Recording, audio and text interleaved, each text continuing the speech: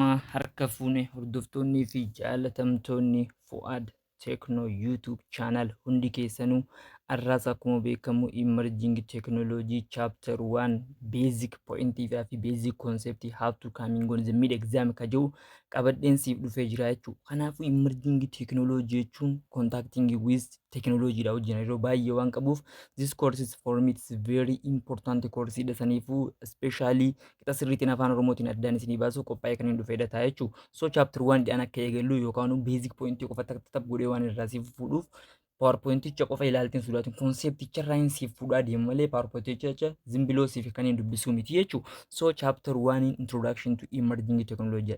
Emerging technology jechuun maal? This chapter keessatti maal laal? Evaluation of technology argama yookaan bu'uura revolutionii technology yoom dhufa jiru. Rule of data for emerging technology data keessatti rulii akkam qaba? Gahee akkam qaba? Enable device and network for technology programming device yookaan programmable device keessatti dhiibbaa akkamiidhaa fi faayidaa akkamii kan qabu. Human to machine interaction jechuudha. Hariiroo ilma namaatii fi maashinii gidduu jirtu hariiroo akkamii kan jiru. Future trend of the technology are discussed jechuudha. Gara fuulduraatti trendy future trendy yookaan gara fuulduraatti emerging technology maal akka after completing this chapter you know how it's using the emerging technology, how to defining emerging technology, what is the relationship of emerging technologies contacting with the social course as a discipline course biraati wajjin hariiroo akkam qaba kan jedhuudhaa fi emerging technology yoom argame kan jedhu qixa sirriitiin kan waliin ilaallu ta'a jechuudha. Afaan Oromootiin tolchee bareechee kan siif jedhee hojjechaa jiru Fuad Techno YouTube channel subscribe, like, share godhuu akka hin daganneen dhaamsa kooti. Especially for freshman pre-engineering starting from remedial student up to GC student. GC student went to coming out the channel to existing some information about of the existing examiners. Kita sirriitan inni argattanii jechuudha. Saniifuu barattoota keessan kan beektan yookaan saayiboottan keessan kan remedialaa kan qabdan kan GC kan qabdan kan sinarootaa kan qabdaniif share godhuu channelicha kiyya akka hin daganneen dhaamsa kooti. ማይ ወንድሞቼ የቀቃሊ ሁንዲ ኬሰኒ ሰብስክራይብ ላይክ ፎሎ ሼር እንዳትረሱ jechuudhaan kan inni isin dhaammadhu ta'a jechuudha. Saniifuu chaanalicha koo subscribe godhuudhaan akka hin daganneen dhaamsa kooti. Saniifuu emerging technology maal akka ta'ee fi emerging technology is the term of generally used to describe new technology jechuudha. Akkuma maqaan isaa emerge jechuudha. Emerge jechuun mul'achuu yookaan argamu wayii tokko jechuudha. Saniifuu argama technology haariyaa tokko maal jennee yaamnare emerging technology jennee yaamna jechuudha. But may also referring to the continuing development of the existing technology jechuudha. Saniifuu teknoloojiiwwan dhufaa jiran qofa osoo hin taane kan jiru wajjin relation akkam qaban jechuudha. It can having slightly different meaning when used in different area. Haala adda addaatiin different area irratti kan fayyadamtuudha jechuudha.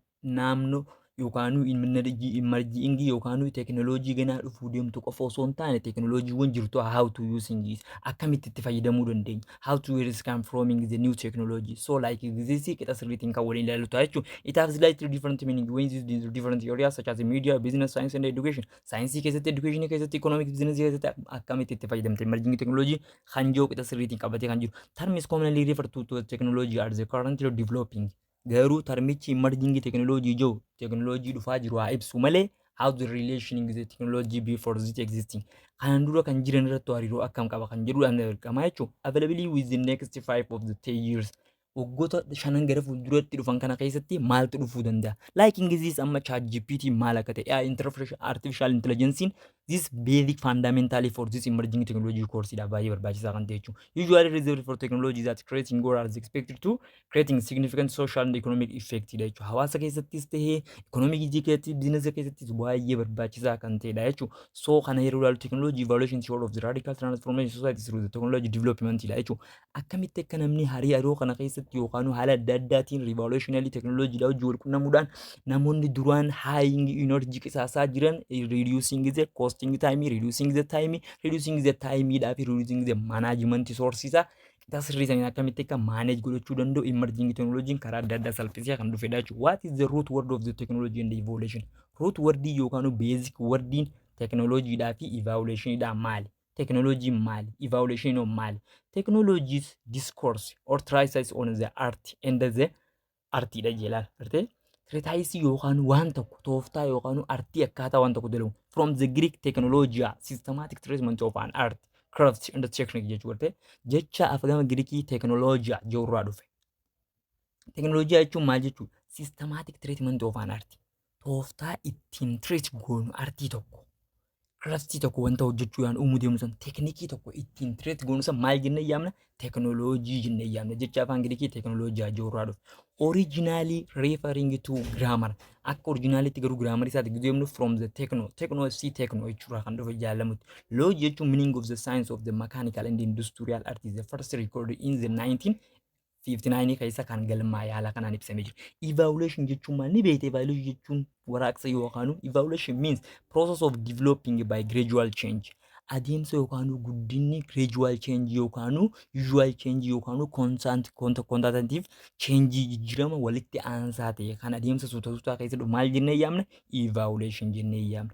This noun is from Latin evaluation is unrolling on opening jechuudha. Jecha afaan Laatiin evolution jorraa dhufe. Evolution jechuun maal jechuun unrolling or opening garte galmeessanii wanta tokko kan galmaa'ee jiru osoo hin taane galmeessuuf deemu yookaan opening like the beginning like the starting jechuudha wal qabataa jechuudha. Combine from the prefixii fi suffixii jira. I wajjin gisee wal qabate out plus volver to roll garte wanta duraan hin jirre tokko to rolling godhu jechuudha. Wanti tan dura maal unrollingidha.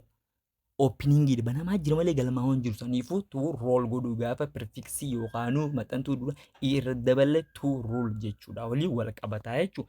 The list some currently available emerging technology amma keessatti argamaa jiran kan ammaan tana naafis biratti argamaa jiran kan akkam fa'aadha. First of all, artificial intelligence. Blocker react jechuun ammoo wanta sanii hojii wal dhufe jechuudha. Development of operation or operating system jechuudha. Guddina internet of a things. Internet of a things jechuun contactive or the connection between how many types of the server, how many types of the connection. Then internet, intranet and ethernet kan jedhamu jira jechuudha. Internet it is very widely kan ta'u yoo ta'u, intranet is a very specific kan ta'u taate the contact connection between internet and intranet is intranet jennee hayyaamnu ta'a jechuudha. Intelligent of app application doing by the browser dha wajjin kan hojjetan jechuudha. Specifically jechuudha. The big data record. Big data ta'e keessatti sirriitti akka record. Robotic processing and automation. Robotic processor jechuun waan biraati miti. Processorii robotikii ta'e wajjin automatic contacting with each other gidee jennu liking this problem solving is emerging technology as existing in the new time yookaan at the now time warra jiran jechuudha. Some currently available emerging technology yeroo ammaan tana kana keessatti argamaa jiran isaanota kana jennee ilaallaa jechuudha. So introduction to industrial revolution.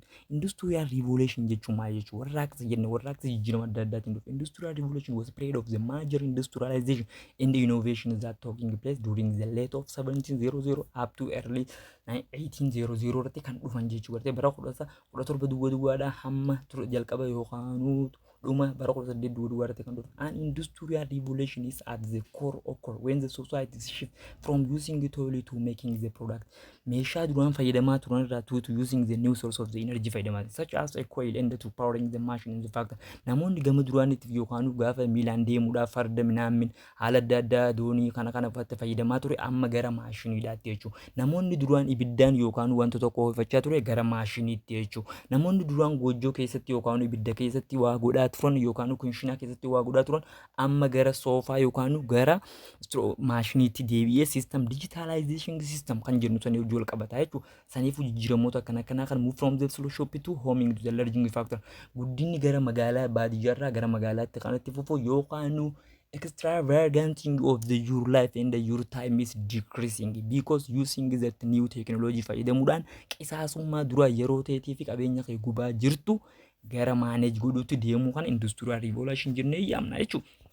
So industrial revolution kun maal fa'aati? Generally the following industrial revolution fundamentally changing and transferring the world around into modern society. Addunyaa karaa kamiin qayyare kajoo the stream of the engineering age of the science and the mass production garte.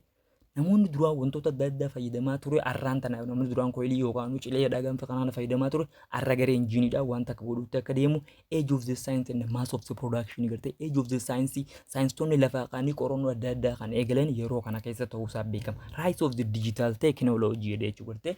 Ka'umsa yookaan digital technology yookaan modernized technology dha fidee dhufee jira jechuudha. Smart and autonomous system fueled by data and machine learning garte. Barnoota akka e-learning, e-commerce, mobile banking, liking this RE business dhaa fi e-learning the committing kan akka fakkeenyaaf yeroo jalqaba university galcha minister of education irraa dhufe daataa keessan galchaa jedhanii freshman barattoota baay'ee rakkisan isaanota kana agarsiisamuun kana maaltu fidee dhufe industrial revolution itu wantoota kana qabatee dhufee jira jechuudha. Kanaafuu haala kanaan laal the most important innovation of the industrial revolution baay'ee barbaachisaa kan ta'e industrial revolution keessaa barbaachisaan transportation, communication and industry. Three things of the Canada transportation jechuun stream engine, the rail, road and the diesel engine kajanu the airplane. Communication jechuun waliin dhufeenya like the telegraph, like internet. Namoonni duraan baay'ee miilaa yookaan maal fayyadamaa ture poostaa peeparii fayyadamaa ture. Amma maanta namoo telegram, whatsapp, ChatGPT, Twitter, email and messenger like the Facebook and other things social media very important ta'e jechuudha. Kanoota dhufee jira maaliif communication dha jechuudha industry kotongi namoonni duraan maal fayyadamaa ture jibriirraa uffata fayyadamaa ture swing the machine electrical light tamma deebisanii fayyadamu wantoota kana historical background industrial revolution 1 industrial revolution 2 industrial revolution 3 compare and the contrast isaanota kana kidha sirriitiin history isaanii wajjin ilaalaa deemtaa jechuudha four types of the industry industrial revolution keessatti industrial revolution begin to Great Britain in the late of 1770 bara 1770 keessatti eegalee Britain keessatti before spreading of the rest of the Europe also European babal'achuutiin eegalee the first European country of the industrial after England is were the Belgium France and Germany yetti England itti aananii biyyoota ergaman biyyoota akka Belgium dha France dha fi Germany to eegalee jira final cause of industrial revolution was affected by great agricultural revolution very important ta'e gara agriculture deebisu lafoota namoonni duraan yookaan doomaadha yookaan horiidhaan qotaa turan san gara motoriitti qotuutti kan deebisaa jiru jechuudha food productional system keessatti is very easy and smart way kan fayyadamaa jira haala kanaan jechuudha for types of industry primary industry secondary industry tertiary industry and the quaternary industry industry gosa afur qabannee ilaalla jechuudha primary industry kan involve the getting raw material like meaning in the farming the fishing jechuudha raw material yakate industry dagachuun qabdu kan ubbata qeerraan fachuu qabdu don't forget secondary industry kan involving the manufacturing making a car industry digate makiinaadhaafis biloota adda addaa uumuudha jechuudha tertiary industrial provides the service teaching and nursing garte inni sadafaadha maal gara barnoota ammayyaatti fi gara fayyaa yookaan qorannaa narsiitti seenudha quaternary industries involve the research and development of industry like in the information technology jechuudha gurgunne information technology daati jechuudha first of all raw material irraa kaan primary industry and secondary industry manufacture meeshaalee adda addaa uumuu irratti eegalan Sardi irratti immoo treasury industry producing the teaching and nursing jechuudha barnoota ammayyaa yookaan barnoota technology barsiisuudhaa fi fayyaa irratti operationally and surgery doing jechuudha kan bobba'an jechuudha quaternary irratti immoo gara research yookaan qorannaa irratti like the information technology is best example for quaternary industry dha jechuudha Industrial Revolution 1 mal different from Industrial Revolution 1 different from Industrial Revolution 2 raqabu Industrial Revolution 3 raqabu mal Industrial Revolution is described as the transition of new manufacture process new don't forget my brother new manufactural process in using Industrial Revolution 1 katendo dangati jechu Industrial Revolution was the first coined in the torba jaatama qaysan during the time where the revolution is been yero jalqab revolution jalqabuudha jechu sanifu best example in sida mal akate kana qabatun barbaada jechu toll and the rising of the factory system ida jechu especially steam engines Industrial Revolution 1 akate don't forget dagachun qabdu Okay, Industrial Revolution 2. Second Industrial Revolution known as Technological Revolution. Kam manufacturing process jenne jira ilali. Manufacturing process jenne jira kun ammoo mal Technological Revolution. Gara technology dabre technology revolutionize godhu irratti kan deemaa jiru jechuudha. Begin somewhere in the 1870 keessa kan eegale jechuudha. The advancement in the Industrial Revolution 2 included development of the method for manufacturing new process yookaan manufacturing fiduudhaan how to this manufacturers contact with the relation with other kan jedhu eenyuun nuuf qabatee dhufere Industrial Revolution truth qabatee jira jechuudha. Adoption allows the vast movement of the people and the idea, enhancing the communication. Moreover, new technology systems were introduced, such as electrical power, engineering nature, electrical power. Best example electrical transmission line is best example of Industrial Revolution 2 katee dagachuu qabdu jechuudha. Industrial Revolution 3 malibs. Industrial Revolution 3 is la khamal jenne new manufacturing kan technological revolution jenne jira. Industrial Revolution 3 no mal jenne. Third Industrial Revolution introduced the transition from mechanical and analog electric technology to digital electronics stage garte gara meeshaalee ammayyaa yookaan digitalization jette yaamuu dandeessi easy bakka digitalization jenne yaamuudhaaf kan nu gargaaru jechuudha bakka due to shifting towards the digitalization was given to nickname digital revolution. Garte nickname industrial revolution sirriidha maal jennee yaam digital revolution jettee yaamta jechuudha. Development of technology yookaan technological revolution jette industrial to new manufacturing industrial one jette industrial 3 is digital revolution is very important dha jechuudha. Saniif isa best example yookaan ati isaaniidhaaf naa laaltu kan keessaa tokko creating the practical with enabling still being the practical unit the currently liking the laptop, iPad, and liking the audio, music, computering, and the football club for using it for the industrial revolution, advanced various technologies such as robotic and internet of things, internet of things, control marketing industry,